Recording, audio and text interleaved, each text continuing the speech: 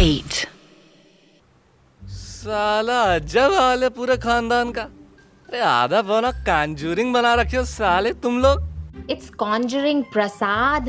अरे हमारी लबू जी, आपसे ज्यादा स्मार्ट कोई हो सकता है क्या? हाँ? और साला तुमको ये जो सस्ते बुधवार की तरह चीजें दिख रही है, तुमको सच में लगता है ये हमारे डैडी पंडित से जुड़ी है? अरे वही तो, मैं खुद भी वही सोच रहा हूँ।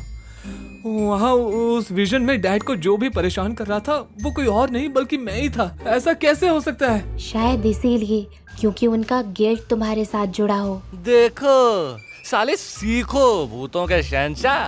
साले क्या प्रेत नगरी का राजकुमार बनोगे तुम? हैं? अबे खुद के पिताश्री भूत हैं और तुम ढोलू चंद। तुम्हारे दिमाग ही फिर गया है? प्रसाद सही कह रहा है ध्रुव। जब तक तुम ये सोचोगे कि वो एक प्रेत नहीं तुम्हारे डैड हैं, तब तक इसका सॉल्यूशन तुम नहीं ढूंढ पाओगे। देखो अब तो दम पिशाचिनी जी, हमारा मतलब है हमारी हसीना जी ने भी कह दिया है। अब तुमको और क्या चाहिए? तो तुम्हारा कहना ये है कि हम बनारस निकले?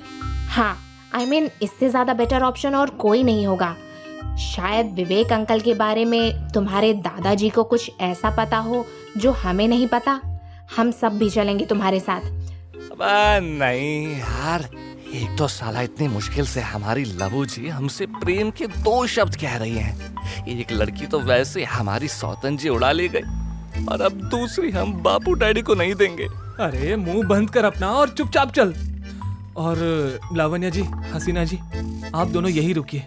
अगर फेस्ट से पहले हम सब गायब हो गए तो मुश्किल हो जाएगी। हम दोनों 1-2 दिन में वापस लौट आएंगे।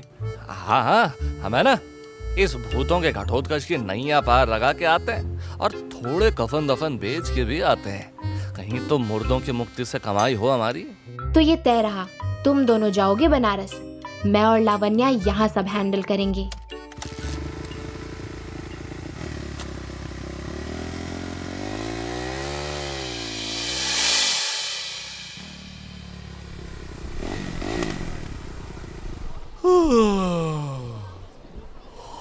चलो बेटा, आ गए घर। अरे बेटा, तुम दोनों यहाँ कैसे? ध्रुव इससे पहले कुछ कहता, प्रसाद ने तुरंत दादाजी को गले लगाते हुए कहा, अरे हमारे बापू डैडी, आइए आइए, अपने घर के चिराग को गले नहीं लगाइएगा। तुम दोनों को कॉलेज में पढ़ने भेजा है या हर 2 महीने में मुंह उठा के घर आने के लिए? इस नालायक को तो अघोरियों के साथ बैठ के माल फूंकना है। तू बेटा कुछ अच्छा कर ले, नहीं तो पंडिताई में जिंदगी गुजरेगी।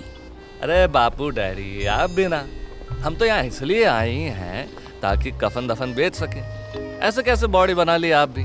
अबे चुप कर। दादाजी, आप प्लीज इसकी बातों पर ध्यान मत दीजिए। मुझे दरअसल आपसे कुछ बात करनी है। आखिरी बार जब तुम आए थे तो तुमने मुझे ये तो बताया था कि तुम्हें आत्माएं दिखती हैं और तुम आत्माओं को आजाद करा रहे हो। इसके बारे में मुझे कोई आइडिया नहीं था। खैर, विराज की वजह से प्रेत नगरी में विवेक की आत्मा फंसी हुई है। हाँ दादाजी, और जैसा आपने कहा था कि मॉम डैड की मौत एक हादसे में हुई थी, फिर वो प्रेत नगरी में कैसे हो सकते हैं? और अगर डैड प्रेत नगरी में है तो इसका मतलब ये है कि विराज ने डैड पर भी एक्सपेरिमेंट किया है। तुम्हें मुझसे क्या मदद चाहिए? मुझे तो ये समझ में नहीं आ रहा है कि मैं डैड के हेल्प में क्या कर रहा था। आप डैड को मुझसे पहले से जानते थे। आपको लगता है कि ऐसा कुछ था जिसकी वजह से डैड के अंदर कोई गिल्ट रहा हो? Something related to smoking? जितना मुझे पता है तुम्हारे पिता को किसी चीज की नशे की आदत नहीं थी, पर उसे भी तुम्हारी तरह आत्माएं दिखती थी। ये शक्तियां शायद हमारे खून में ही हैं। श्राप मानो या तोहफा, कभी कभी लगता है कि इसी ने तुम्हारे पिता की जान ली थी।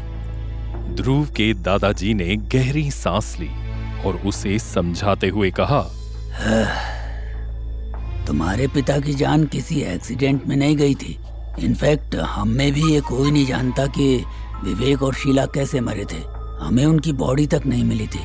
बस मुझे इतना पता है कि मरने से कुछ हफ्ते पहले शीला और विवेक कुछ वक्त के लिए गायब हो गए थे, और जब वो लौटे उनकी गर्दन से लेकर सर तक अलग अलग जगह चीरे बने हुए थे, जैसे किसी ने उनकी खोपड़ी खोली हो। तब विवेक ने मुझे कहा था कि कोई छोटा सा ऑपरेशन है, पर हो ना हो वो रूम नंबर 13 की इन्वेस्टिगेशन में इन्वॉल्व थे। शिट, ये सब मेरी वजह से हुआ है। ना ही मैं 1970s में डैड से मिलता और ना ही मॉम डैड को इस कमरा नंबर 13 के बारे में पता चलता, और शायद इनके साथ ये सब कभी नहीं होता। कहीं इसका मतलब ये तो नहीं कि डैड मुझे इन सब का दोषी मानते हैं? नहीं पागल, ऐसा कुछ नहीं है। देख, तुझे अगर सच में सच्चाई पता करनी है तो तू घाट जा। तेरे पिता अक्सर वहीं जाया करते थे। क्या पता घाट में तुम्हें कुछ ऐसा मिल जाए जिसकी तुम्हें उम्मीद ना हो। आप सही कह रहे हैं दादाजी। मैं एक बार देख कर आता हूँ।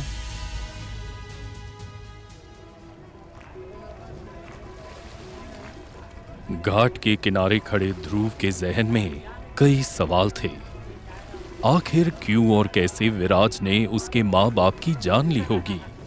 ऐसा क्या हुआ था उसके 1970s से आने के बाद? और ये जानते हुए भी कि विराज क्या कर सकता है क्या नहीं, आखिर विवेक ने विराज से क्यों दुश्मनी मोल ली होगी? ध्रुव नदी के पास खड़ा खड़ा ये सारी चीजें सोच ही रहा था कि तभी ध्रुव की नजर घाट के पार जलती हुई लाशों के बीच में खड़े एक इंसान पर पड़ी। ध्रुव ने जब ध्यान से देखा तो ये इंसान और कोई नहीं, वही काली पोशाक वाला आदमी था जिसे उसने विवेक के हेल लूप में देखा था। इसकी तो आज मैं इसे नहीं छोड़ूंगा। ए रुक, भाई रुक।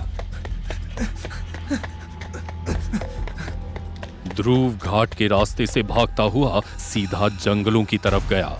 उसने इस बात पर बिल्कुल भी ध्यान नहीं दिया कि धीरे धीरे ध्रुव जंगल के अंदर जाता चला जा रहा था। जहां घाट के पास खिली धूप थी, वहीं जंगल के अंदर ऐसा लग रहा था मानो सूरज की किरणें तक आने से डरती हों।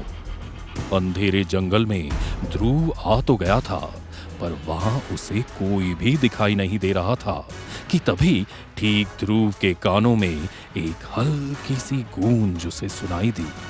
हेलो ध्रुव। इससे पहले कि ध्रुव पीछे मुड़ता, उस आदमी ने ध्रुव की गर्दन दबोची और उसके कान में कहा, long time no see my friend. मैं कब से तुम्हें ढूंढ रहा हूं, तुम्हें पता भी नहीं है। तुम वही हो ना, पैरेलल यूनिवर्स वाले? मेमोरी तो काफी अच्छी है तुम्हारी, पर अफसोस ज्यादा देर तक नहीं बच पाएगा। ध्रुव ने किसी तरह उन जकड़े हुए हाथों को पकड़ा और अपने बहरूपिये को जमीन पर पटक दिया। ध्रुव को याद आ गया था कि कैसे पैरेलल यूनिवर्स के इस ध्रुव को उसने गलती से आजाद कर दिया था, और तब से वो ध्रुव इसी दुनिया में था। ध्रुव ने अपने बहरूपिये के गिरेबान को पकड़ा और कहा, क्या किया है तूने मेरे डैड के साथ? बोल, ऐसा क्या किया तूने मेरे डैड के साथ कि उनके हेल लूप में मैं उन्हें सजा दे रहा हूँ? ये तो बस नियति का खेल है मेरे दोस्त। वो तुझे और तेरे बाप को बस तड़पाना चाहती है, और वो तब तक तड़पाएगी जब तक तेरे बाप की आत्मा गिव अप नहीं कर देती। ध्रुव के सब्र का बांध टूटता जा रहा था। उसने गुस्से में अपने सामने खड़े बहरूपिये के चेहरे पर 2 घूंसे जड़े और उसे कॉलर से घसीटते हुए उठाकर पूछा, सीधे सीधे जवाब दे, डैड का असली हेल लूप क्या है और मैं उसे कैसे ठीक कर सकता हूँ? मुफ्त में तो कुछ नहीं होता है मेरी जान, सबकी पेमेंट होती है। आई नो कि विवेक का हेल लूप क्या है, और मुझे ये भी पता है कि उसे कैसे बचाया जा सकता है, लेकिन इसके बदले में मुझे क्या मिलेगा? देखो, तुम्हें जो चाहिए मैं वो सब तुम्हें दूंगा, बस मुझे किसी तरह डैड के हेल लूप के बारे में जानना है। मैं उन्हें वहां अटका हुआ नहीं देख सकता। ठीक है, फिर हमारी डील रही। वक्त आने पर मैं अपना हिसाब लेने जरूर आऊंगा, पर तब तक के लिए तुम्हें एक इंसान को ढूंढना होगा, और वो प्रेत नगरी में ही है। कौन?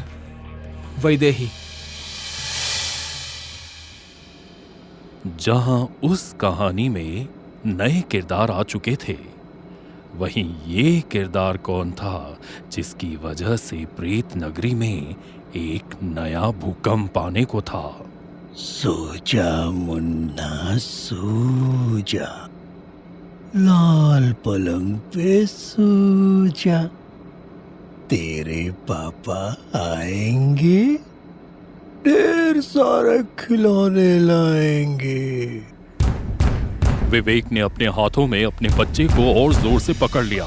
ठीक उसके सामने एक लाल रंग का दरवाजा था जिसे कोई अंदर से जोर जोर से पीट रहा था।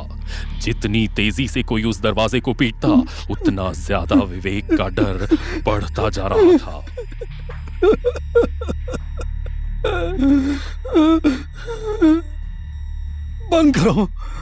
बंद करो इस आवाज को, प्लीज बंद करो। अचानक से चारों तरफ खामोशी छा गई। एक कोने में बैठे विवेक ने अपने बच्चे को गले लगाया और तभी विवेक को एहसास हुआ जैसे उसके हाथों को कोई छू रहा हो। कोई था उसके कमरे में उसके अलावा। विवेक ने कांपती हुई आवाज में कहा, कौन है यहाँ? कौन है?